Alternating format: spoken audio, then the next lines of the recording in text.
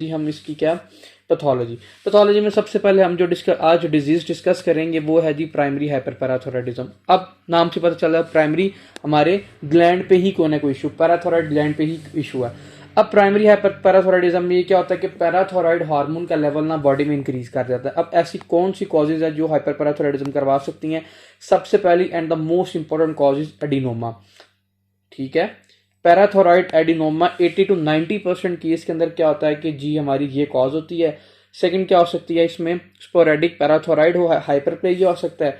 For example कि अगर किसी का पैराथोराइड हार्मोन काम ही ज्यादा कर रहा है तो क्या होगा, उस पेशेंट के अंदर हाइपरप्लेजिया हो जाएगा। हाइपरप्लेजिया क्या होता है, क्या करता है, साइज और नंबर दोनों इंक्रीज कर देते हैं इसके अंदर। ठीक है, या किसी पेशेंट के अंदर क्या है, कार्सिनोमा हो गया, किसका, पैराथोराइड का। ये रेयर होता है, जो मोस्ट लाइकली होता है वो 80 to 90% हमारा ये होता है क्या, प्राइमरी पैराथोराइड एडिनोमा होता है इस पेशेंट के अंदर। ठीक है, ये इसकी क्या थी कॉजेज जो मैंने आपको बता दी, काफी इंपॉर्टेंट है, कोई भी इसमें से याद ना रहे, ये एडिनोमा वाली आपको जरूर याद होनी चाहिए।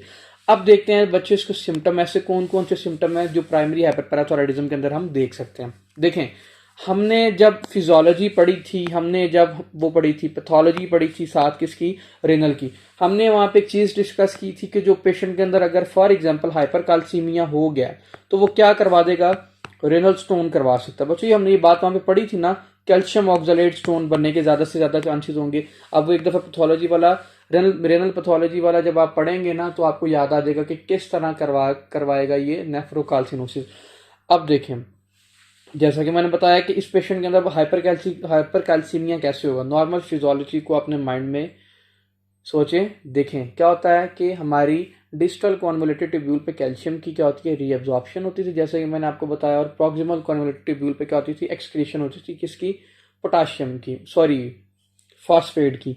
ठीक है, अब देखें, अब किसी पेशेंट के अंदर प्राइमरी हाइपरपैराथायराइडिज्म हो गया है, मतलब कि ये जो हमारा पैराथोराइड ग्लैंड है ये ज्यादा से ज्यादा काम कर रहा है, तो बॉडी में कैल्शियम भी तो बच्चों उतनी ज्यादा ही क्या होगी, रीअब्सॉर्ब होगी।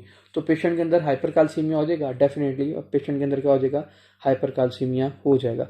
और पेशेंट के अंदर क्या हम नेफ्रोलिथियासिस देख सकते हैं, हम पेशेंट के अंदर नेफ्रोकाल्सिनोसिस देख सकते हैं। अब देखें, इस पेशेंट के अंदर ना दो तरह की कैल्सिफिकेशन होती है। अब देखें इस पेशेंट के अंदर नेफ्रोकाल्सिनोसिस कैसे होती है, हम उसको एक दफा देख लें। नेफ्रोकाल्सिनोसिस बच्चों इस पेशेंट के इसके अंदर इस तरह होती है कि दो टाइप की कैल्सिनोसिस होती है, एक होती है मेटास्टेटिक कैल्सिफिकेशन, एक होती है डिस्ट्रोफिलिक कैल्सिफिकेशन। ठीक है, अब देखें, हम हमेशा आपने बच्चों याद रखना है कि जब भी मेटास्टेटिक कैल्सिफिकेशन की बात आएगी ना, इसका मतलब ये है कि कैल्शियम का लेवल बॉडी में एक्सेस है, उसकी वजह से क्या हो रहा है कि हमारी बॉडी में कैल्सिफिकेशन हो रही है। तो हमारे जो यहाँ पे बच्चों प्राइमरी हाइपरपैराथायराइडिज्म के अंदर हमने एज हमें भी डिस्कस किया कि इसके अंदर क्या होता है कि हमारा कैल्शियम का लेवल बढ़ता है। तो मुझे ये बताएं, इसके अंदर हम मेटास्टेटिक कैल्सिफिकेशन देख सकते हैं? ये डेफिनेटली हम इसमें मेटास्टेटिक कैल्सिफिकेशन देख सकते हैं। ठीक है, अब देखें, अब कैल्शियम का लेवल बढ़ा, उसकी वजह से पेशेंट के अंदर सीजर्स भी होंगे, डिप्रेशन में भी पेशेंट जाएगा। इस पेशेंट के अंदर कॉन्स्टिपेशन भी होगी। क्यों कॉन्स्टिपेशन इस पेशेंट के अंदर इसलिए होगी क्योंकि जो उसकी जीआईटी की मोटिलिटी है ना वो समहाउ क्या करेगी, डिक्रीज कर जाएगी। अब जब जीआईटी की मोटिलिटी डिक्रीज कर जाएगी तो बच्चों क्या होगा, पेशेंट के अंदर कॉन्स्टिपेशन ही होगी ना, डेफिनेटली इस पेशेंट के अंदर क्या होगी, कॉन्स्टिपेशन होगी। ये भी इंपॉर्टेंट पॉइंट है। और इस पेशेंट के अंदर क्या होगा, बहुत important point, that is a acute pancreatitis. अब देख मैं आपको बताता हूं कि बच्चों इस पेशेंट के अंदर एक्यूट पैंक्रियाटाइटिस कैसे हो सकता है। जब हमने पैंक्रियाटाइटिस पढ़ा था ना जीआईटी में, उस पर हमने एक चीज पढ़ी थी कि जब कैल्शियम का लेवल इंक्रीज करता है ना बॉडी में, तो कैल्शियम का काम पता क्या होता है, एक इसने जाके ना इंजाइम की एक्टिवेशन करवाना स्टार्ट कर देनी होती है। जब एक इंजाइम की एक्टिवेशन ज्यादा से ज्यादा होगी, मैं आपको यहाँ पे बताता हूँ, ये देखें, ये जी हमारा क्या है, एसोफेगस, ये हमारा स्टमक है, ये इसका ड्यूरिनम वाला पोर्शन है, और यहाँ पे ऐसे करके फॉर एग्जांपल पैंक्रियाज पड़ा है, और ऐसे डक्ट आएगी सेकंड पार्ट ऑफ ड्यूरिनम के अंदर। ठीक है, अब देखें, अब किसी पेशेंट के अंदर क्या हो गया, हाइपरकाल्सीमिया होगा। अब किसी पेशेंट के अंदर हाइपरकाल्सीमिया होगा, यहाँ से कौन कौन से एंजाइम रिलीज होते हैं, प्रोटीएज, लाइपेज और अमाइलेज। तो ये एक्सेस में रिलीज होना स्टार्ट हो जाएंगे। ठीक है, बार बार रिलीज यहाँ पे होते जाएंगे होते जाएंगे, एक टाइम आएगा कि ये क्या करवा देगा, इन्फ्लामेशन यहाँ पे स्टार्ट हो जाएगी, पैंक्रियाज डैमेज होना स्टार्ट हो जाएंगे, जिसको हम क्या इंडिकेट करते हैं, एक्यूट पैंक्रियाटाइटिस बोलते हैं। ठीक है, हम कह सकते हैं कि जी कैल्शियम का लेवल इंक्रीज होगा, एंजाइम की एक्टिवेशन ज़्यादा से ज़्यादा होगी और इस पेशेंट के अंदर हम क्या देखते हैं, एक्यूट पैंक्रियाटाइटिस देखते हैं।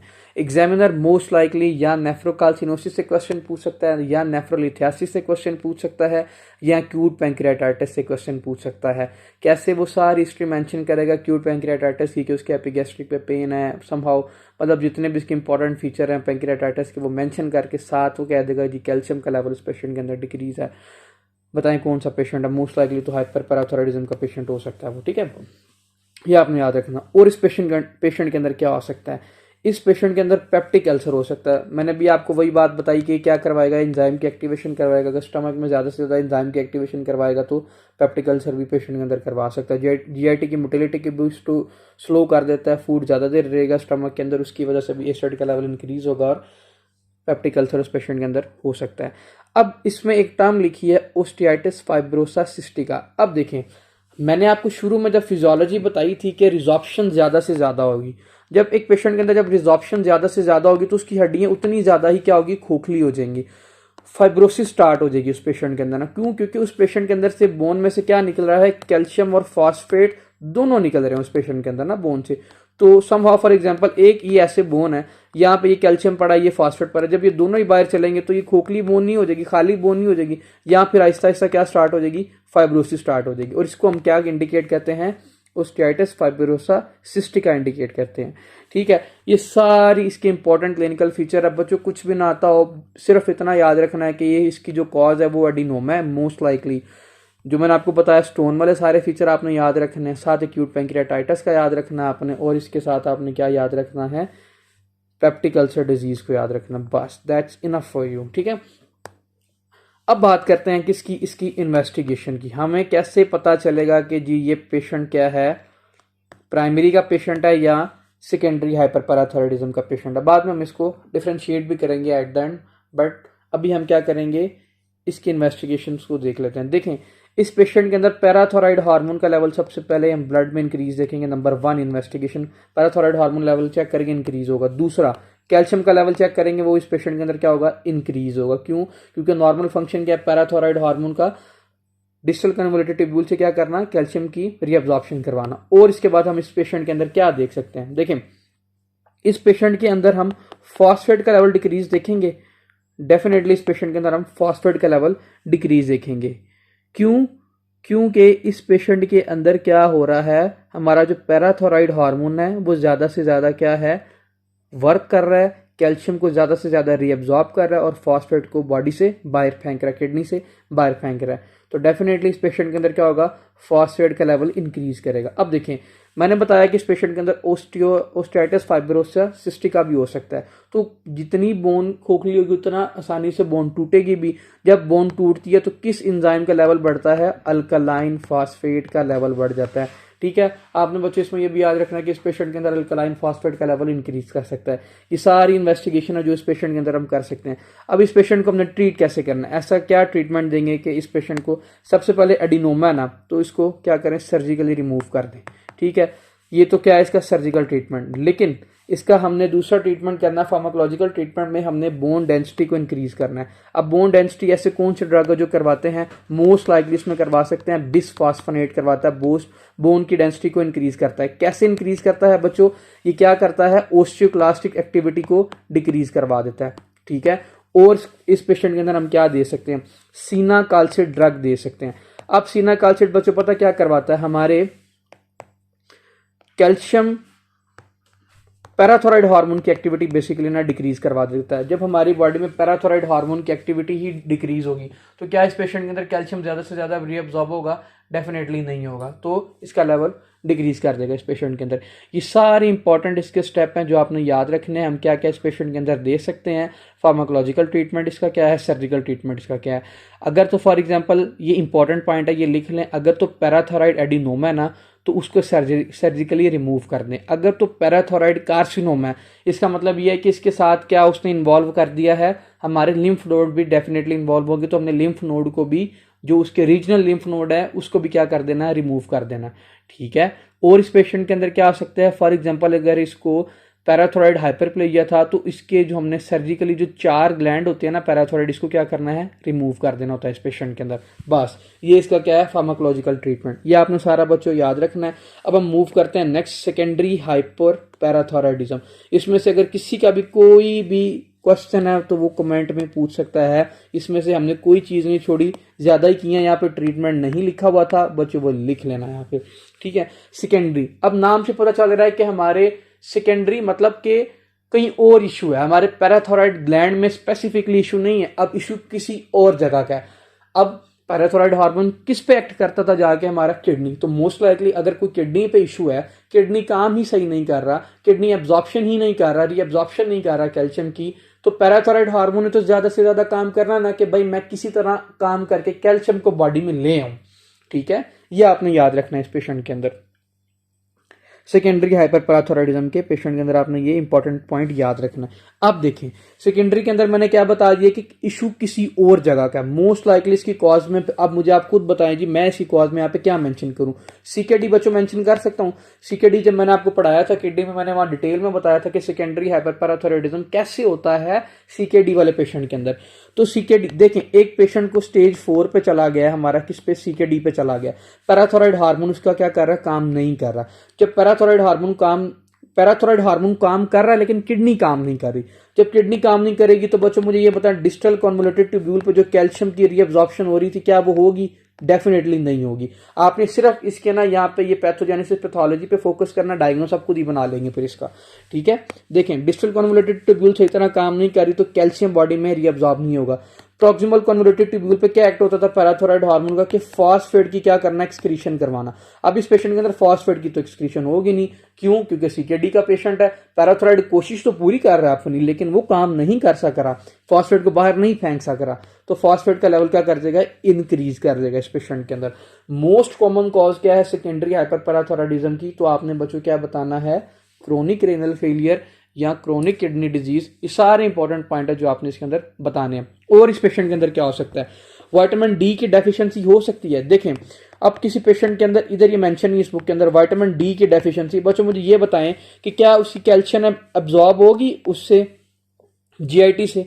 डेफिनेटली यार उसकी कैल्शियम एब्जॉर्ब ही नहीं होगी जीआईटी से। तो समहाउ इसके अंदर सेकेंडरी हाइपरपैराथोराइडिज्म हो सकता है, लेकिन इतना सीवियर नहीं हो सकता, क्योंकि जो पैराथोराइड हार्मोन है वो किडनी पे तो सही काम कर ही रहना, सिर्फ एब्जॉर्प्शन कम हो रही है, किधर से, हमारे जीआईटी से क्या हो सकती है, कम हो सकती है। अब डाइटरी इनटेक ही हम कैल्शियम का कम कर रहे हैं, ठीक है, उसकी वजह से भी ज्यादा हमारा काम करेगा, तो सेकेंडरी हाइपरपैराथोराइडिज्म हो सकता है।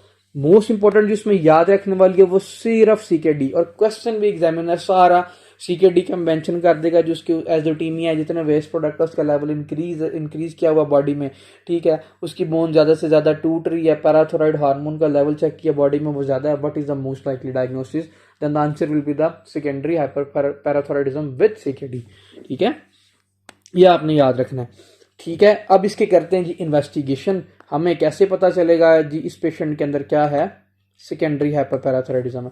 सबसे पहले अगेन अब आप मुझे बताएं बच्चों, सबसे पहले पैराथोराइड हार्मोन का लेवल चेक करेंगे ब्लड में, डेफिनेटली पैराथोराइड हार्मोन का लेवल इंक्रीज होगा, क्योंकि ग्लैंड हमारा बिल्कुल ठीक काम कर रहा है, ठीक है, एक्सेस काम कर रहा है, क्योंकि कैल्शियम कम है। मुझे बताएं इस पेशेंट के अंदर कैल्शियम का लेवल के इंक्रीज होगा, डिक्रीज होगा?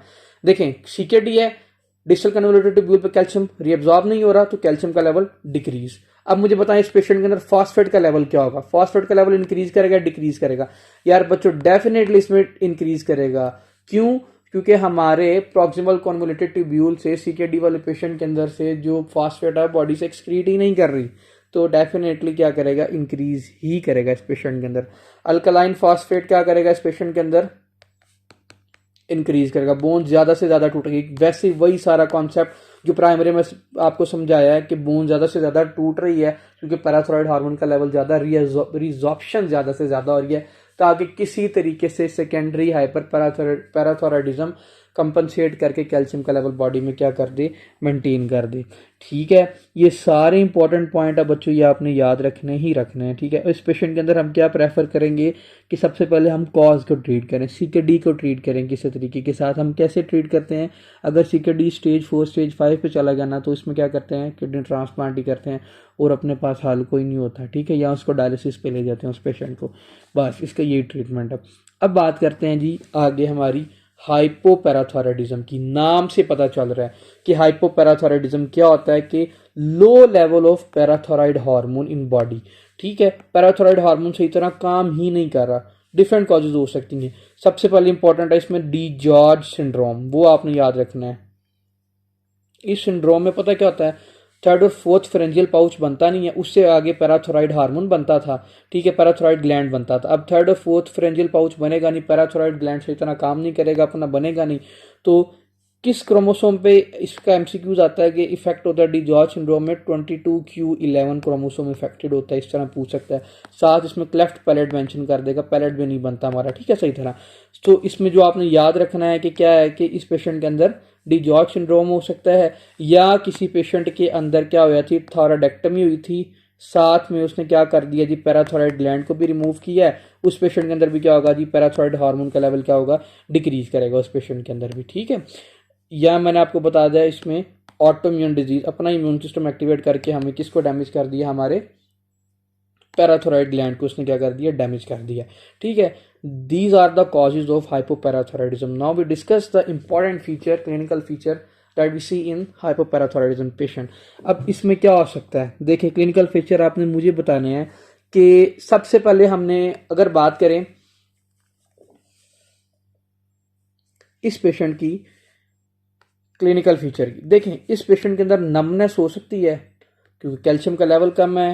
ठीक है, उसकी वजह से क्या होती है, नमनेस होती है बंदे के अंदर, टिंगलिंग होती है, एक्शन पोटेंशियल से तरह जनरेट नहीं कर रहा होता ना उसका, इसलिए नमनेस होती है, टिंगलिंग इसमें इसके टिंगलिंग होती है इस पेशेंट के अंदर, मसल स्पैज्म कर जाता है इस पेशेंट के अंदर। ठीक है, जिसको हम क्या कहते हैं जी, टेटनी बोलते हैं। ठीक है, मसल स्पैज्म आता है इस पेशेंट के अंदर। अब देखें जी कैसे एकदम से जब स्टिमुलेशन मिलती है ना, उसको तो कॉन्ट्रैक्ट कर देता है। दो साइन इसमें बहुत इंपॉर्टेंट देखते हैं, यहाँ पे आपकी बुक में लिखे हुए, एक होता है ट्रोशियस साइन, ठीक है, और एक होता है चुबोस्टिक साइन। ठीक है, अब प्रोशियस साइन और चुबोस्टिक साइन, प्रोशियस साइन तब देखते हैं जब हम उसको बीपी कफ लगाते हैं ना, तो एकदम जब उसको वो बीपी कफ आपको पता है, जब उसके अंदर हम उसको पंप करते हैं वो टाइट होता है, एकदम मसल कॉन्ट्रैक्ट करते हैं, और उस पेशेंट के अंदर ये हम प्रोशियस साइन देखते हैं जब एकदम उसके मसल में क्या आता है, स्पैज्म आता है। ठीक है, जब उसको स्टिमुलस मिलता है। फिर उसके बाद हम इसमें चुबोस्टिक साइन देखते हैं हम ना, यहाँ टेम्पोरो मैंडिबुलर जॉइंट पर ना हम जोर जोर से ना इस तरह वो करते हैं, पालपेट करते हैं उसको ना, स्टिमुलस देते हैं एकदम से। जो फेशियल नर्व होती है यहाँ पे, जो वो यहाँ पे ना टेम्पोरो मैंडिबुलर जॉइंट के पास फेशियल नर्व होती है, हम बाहर से उसके ऐसे ऐसे पालपेट करते हैं। ठीक है, एकदम उसको स्टिमुलस मिलता है, वो एकदम से कॉन्ट्रैक्ट करता है, स्पैज्म आता है उस पेशेंट के अंदर, तो उसको हम क्या कहते हैं, चुबोस्टिक साइन बोलते हैं। ठीक है, और इस पेशेंट के अंदर अब हम बात करते हैं किसकी, इसकी सारी।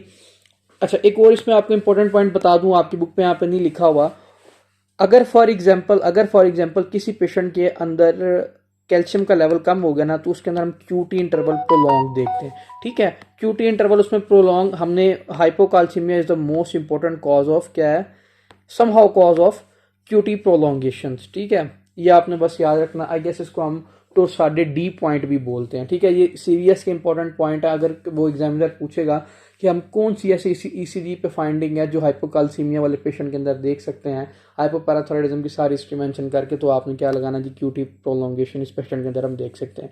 अब आप मुझे बताएं जी, इसकी हमने इस पेशेंट को इन्वेस्टिगेट कैसे करना है, simple and in easy way. देखें, पैराथायरॉयड हार्मोन क्या है, डिक्रीज है, तो मुझे ये बताएं कैल्शियम का लेवल इस पेशेंट के अंदर क्या होगा, डिक्रीज होगा, और उसके अंदर फास्फेट का लेवल इस पेशेंट के अंदर क्या होगा, इंक्रीज होगा। बस यही सारी क्या है इसकी इन्वेस्टिगेशन है। रूल आउट हमने सबको करना है, उसके अंदर क्या इसकी पीछे मेजर कॉज है उसको हमने ज़रूर एक दफ़ा रूल आउट करना है। ठीक है, फिर उसके बाद अगर बात करते हैं, यहाँ पे उसने लिखा सूडो हाइपोपैराथायरॉयडिज्म। इसमें पता क्या होता है, रेजिस्टेंस करता है कौन, पैराथायरॉयड हार्मोन। ठीक है, इस पेशेंट के अंदर क्या होता है, हाइपोकाल्सीमिया होता है, लेकिन पैराथायरॉयड हार्मोन का लेवल इंक्रीज करता है इस पेशेंट के अंदर ना, सूडो हाइपोपैराथायरॉयडिज्म वाले पेशेंट के अंदर। ठीक है, ये एक ऑटोसोमल डोमिनेंट कॉज है, वो बता देगा कि उसके जो ये शॉर्ट स्टेचर है उसका, और जो शॉर्ट उसकी फोर्थ और फिफ्थ डिजिट है, जो उसके हाथ का चौथा और पांचवा डिजिट है वो शॉर्ट है, प्लस वो इसमें मेंशन कर देगा कि इस पेशेंट के अंदर और क्या है, इस पेशेंट के अंदर है पैराथायरॉयड हार्मोन का लेवल क्या है, इंक्रीज है, लेकिन रेजिस्टेंस शो कर रहा है, वो कैल्शियम को और फास्फेट की एक्सक्रीशन सही तरह नहीं करवा सकता। कैल्शियम का लेवल इस पेशेंट के अंदर क्या है, डिक्रीज है। बताएं जी कौन सा पेशेंट है ये सूडो हाइपोपैराथायरॉयडिज्म, आपने याद रखना है। क्या मैंने आपको बताया short fourth and fifth stature, short हाइटअप्स के साथ वो मेंशन कर देगा और साथ में लिख देगा उस पेशेंट के अंदर हाइपोकाल्सीमिया है, पैराथायरॉयड हार्मोन का लेवल इंक्रीज है। और बताएं कौन सी कॉज है ये, क्या इसमें इशू है, ये ऑटोसोमल डोमिनेंट है और क्या है सूडो हाइपोपैराथायरॉयडिज्म है। क्यों? क्योंकि इसमें क्या है ऑर्गन रेजिस्टेंस शो कर रहा है, सही तरह क्या कर रहा है किडनी पे काम नहीं कर रहा। ठीक है, that's it, this is known as pseudo hypoparathyroidism. इससे ज़्यादा आपको पता भी नहीं होना चाहिए इसमें। That's enough for today. अगर किसी का कोई भी क्वेश्चन हुआ तो वो कमेंट सेक्शन में पूछ ले। आज का टॉपिक कंप्लीट हुआ। अल्लाह हाफिज़।